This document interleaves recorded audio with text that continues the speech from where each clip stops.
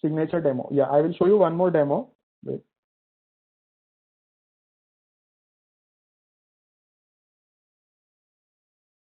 Yeah, fine.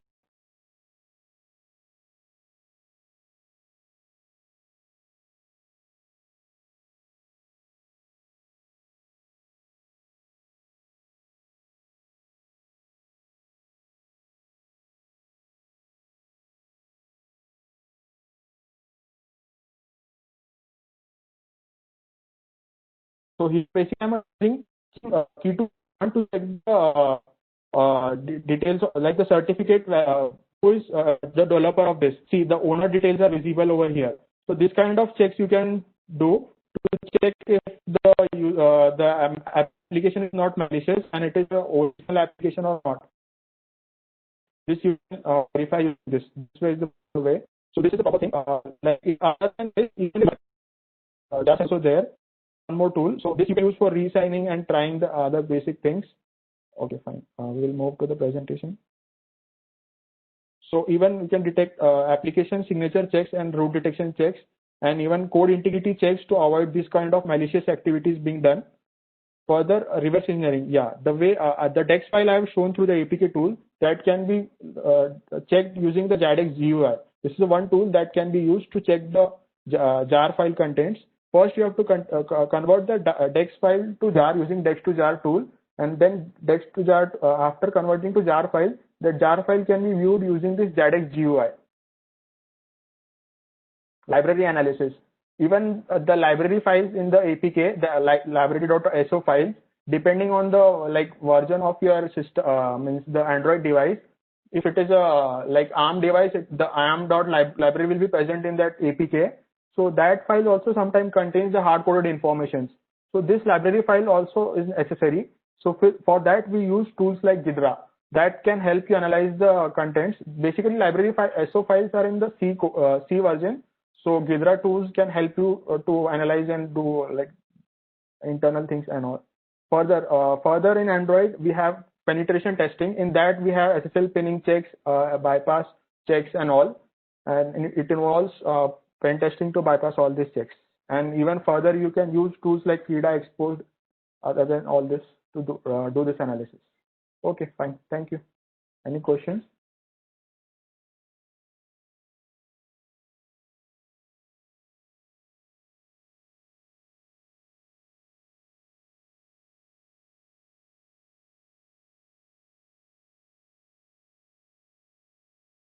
Hello, anyone has any questions? Please let me know. Or should I move with the iOS?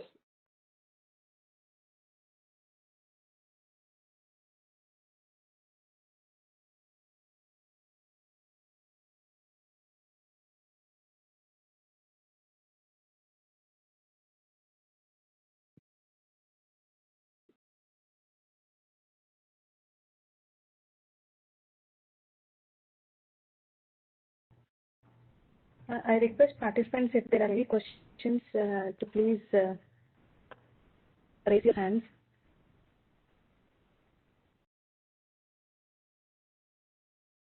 So that I will give the mic control to you.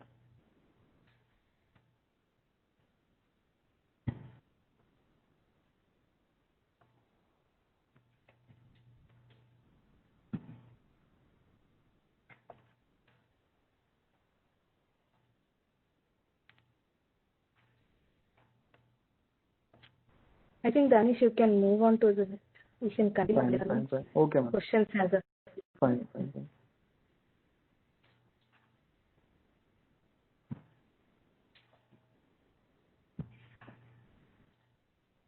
Okay, so move on to iOS.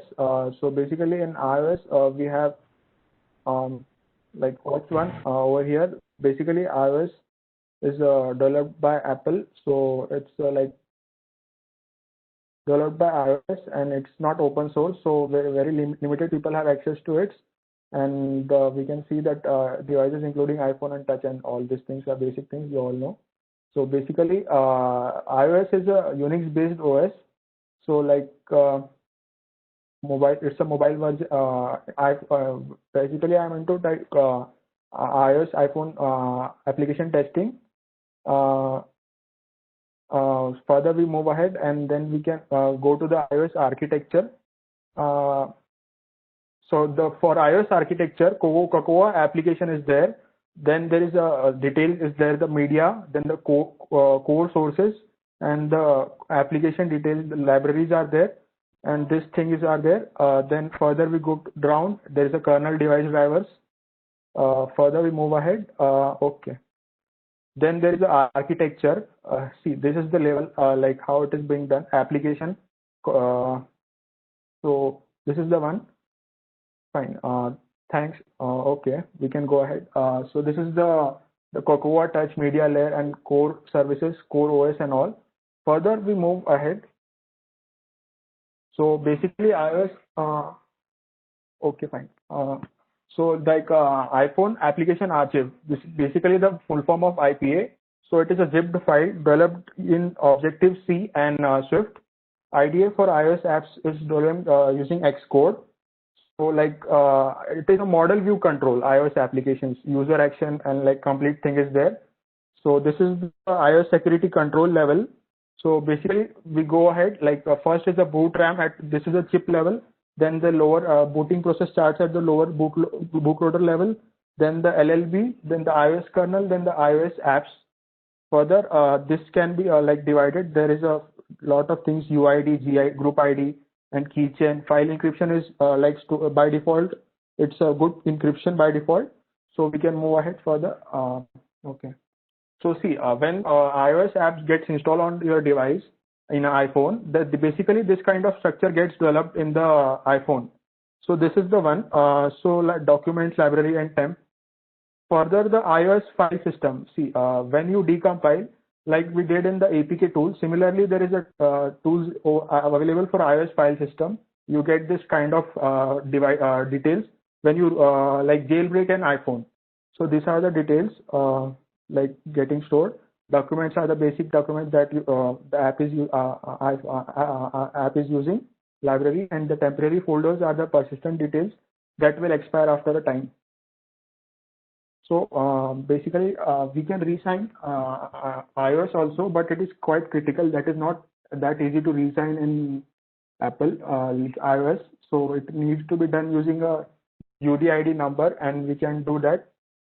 By default, it does not allow self-signed certificates. So like first, for penetration testing into the iPhone, we need to jailbreak. So after jailbreak, we get a lot of features that are not available on a normal iPhone. So it is basically a prospective as a vulnerability assessment.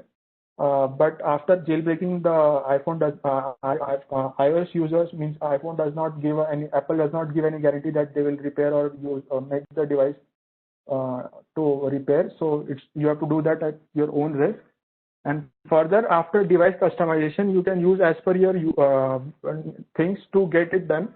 Further, carrier unlocking, like you can create your own custom IPSW. Like for the ROMs, you can do in the iPhone, Android, you can do custom IPSW for iPhone. So this is the thing. Then after this jailbreaking, you get access to the root files. So basically, depends on the iPhone you are using. Danish, Yes, ma'am. Danish, sorry to disturb. I think can you make it full screen enter?